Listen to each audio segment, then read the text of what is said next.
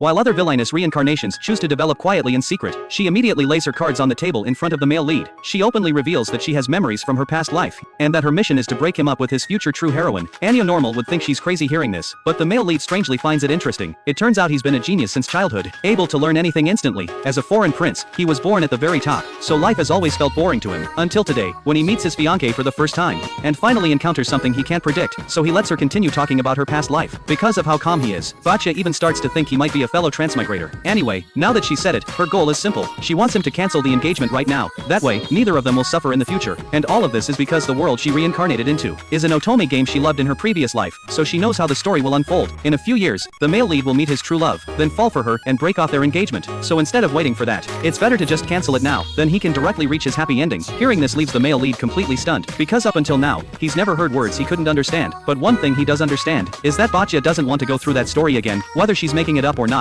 he doesn't know, but it actually makes him feel a bit sorry for her. And besides, why is it certain he would cheat? The male lead stays confused the whole time. Although this fiancée lacks manners and behaves strangely, he finds her very interesting. He likes this feeling of unpredictability. Time passes in a flash, and before they know it, a year goes by without meeting. But the male lead has secretly been watching her all along, fully aware of everything she's been doing. And today is the day they meet again. But when he sees Batya, he almost doesn't recognize her, because to change her image, she's been losing weight this whole time. She eagerly waits for his reaction, but gets scolded by her father for standing too close and being rude. Just as she feels nervous, the male lead suddenly calls her cute, and she feels all her effort paid off. But when she asks him to say it again, her father scolds her for being disrespectful, saying the cold prince wouldn't know what cute even means. It's just polite words. After a year, the male lead thought she would have matured and stopped talking about canceling the engagement. And it's true, she doesn't bring that up anymore. But now, she has a new idea. She decides to follow the script and play the villainess properly. After thinking it through, she realizes, if she cancels the engagement too early, the story might change, and the male lead might not meet his true love. As for why she doesn't try to become the heroine herself, it's because she always played the game in third person, and prefers to witness the male lead and heroine together. As for losing weight, it's just because she thinks the villainess image wasn't perfect enough.